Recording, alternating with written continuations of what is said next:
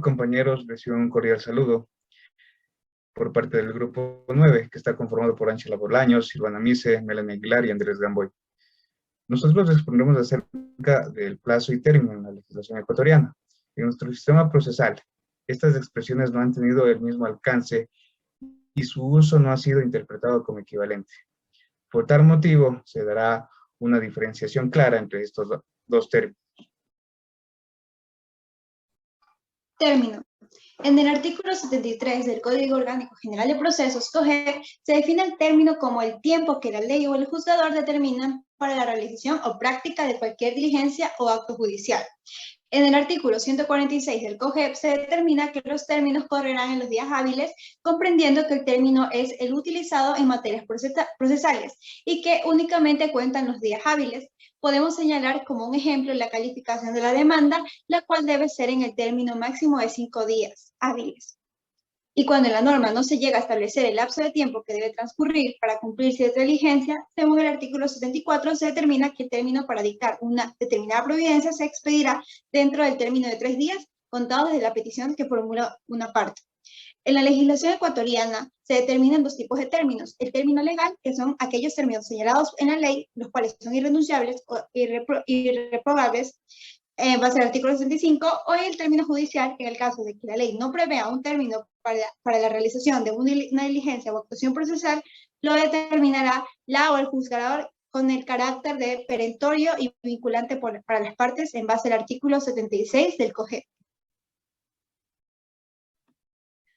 Por otro lado, el artículo 67 del COGEP establece que el término comienza a contabilizarse desde el día hábil siguiente, desde la citación o notificación. Será así entendido para todas las partes. Por lo tanto, los términos son improrrogables e irrenunciables.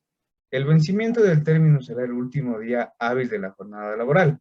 En cuanto a los días y horas hábiles, en el artículo 78 del mismo cuerpo legal, se determina que no correrán los términos en los días sábados, domingos y feriados.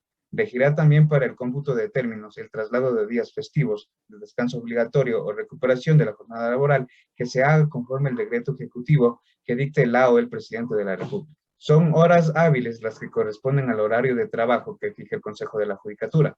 Ciertas diligencias que se hayan iniciado podrán continuar incluso en las horas inhábiles hasta su conclusión o suspensión, de así decidirlo la o el juzgador. Bien, en cuanto al plazo, primero les voy a dar una definición general para después proseguir con los doctrinarios. Bien, el plazo jurídicamente es el tiempo legal o contractualmente establecido que ha de transcurrir para que se produzca un efecto jurídico.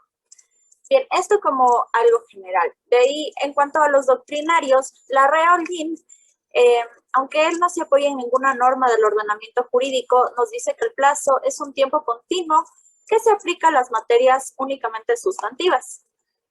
Al igual que Pérez de Guerrero nos dice que el plazo es una sucesión de tiempo. Sin embargo, estos no establecen si los días hábiles y vacantes entran dentro de este término. Bien, en cuanto a la normativa, dentro del Código Civil, el único artículo que nos puede dar constatación de si los días feriados y vacantes entran en este término, es el artículo 35, en el que nos menciona que los plazos que se señalaran en las leyes, en los decretos del presidente de la República, tribunales o juzgados se comprenderán aún los días feriados, a menos que el plazo señalado sea de días útiles, es decir, no se cuentan los feriados ni los días vacantes, que es el sábado y domingo. En cuanto a una diferenciación clara de lo que es el plazo y el término, el único código que nos da esta diferencia es el Código Orgánico Administrativo, el COA, pues en su artículo 158 nos menciona que los plazos únicamente podrán fijarse en meses o en años y los términos en días. Bien, como conclusión, cuando la ley haga referencia o establezca un periodo de tiempo en meses o años, este debe ser considerado un plazo y, por tanto, dentro del cómputo no se debe excluir los días vacantes y feriados, inclusive si el tiempo en meses o en años no estuviera acompañado de la palabra plazo. Gracias. Diferencia entre plazos y términos. en la legislación ecuatoriana. La distinción entre los plazos y términos es una discusión jurídica clásica con efectos procesales importantes. La palabra plazo se define como término o tiempo señalado para algo, mientras que término tiene como definición plazo determinado de tiempo. El Código Civil, en su artículo 33, determina que todos los plazos de días, meses, años, de que se haga mención en las leyes o en los decretos del presidente de la República o de los tribunales o juzgados, se entenderá de que deben ser completos y correrán además hasta la medianoche del último día del plazo. Que el Código de Procedimiento Civil, derogado por el actual COGEP, también señalaba en su artículo 312 que no correrán los términos en los días feriados y de vacante, y los jueces no podrán habilitarlos por ningún motivo.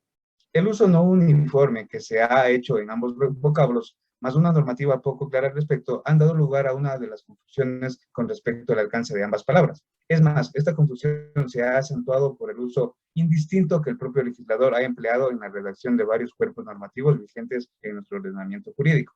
Para aplacar dichas dudas, el Código Orgánico Administrativo introdujo la disposición transitoria primera que determina lo siguiente respecto a términos y plazos.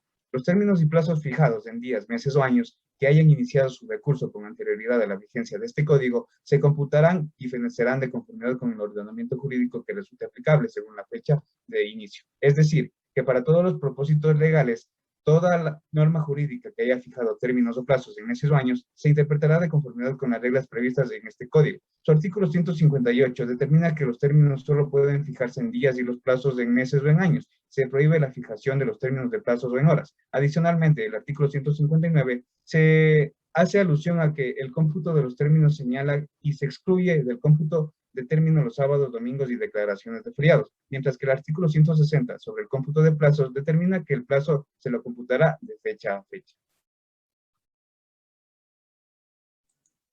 A ver, en cuanto al incumplimiento de los términos y plazos, en nuestra legislación ecuatoriana existen en los juicios civiles términos y plazos, que no es más que el periodo de tiempo que establece la ley o el juez para la práctica de cualquier diligencia o acto judicial.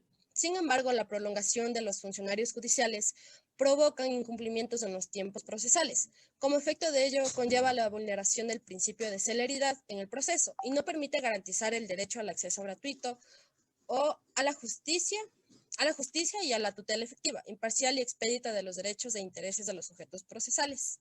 Podemos visibilizar que existe un problema jurídico procedimental, ya que el incumplimiento de los términos procesales causan el retardo de la administración de justicia, perjudicando así los intereses de los particulares. Cuando los procesos civiles se muestran rezagados sin el despacho pronto y oportuno, existe lo que se llama la carga procesal.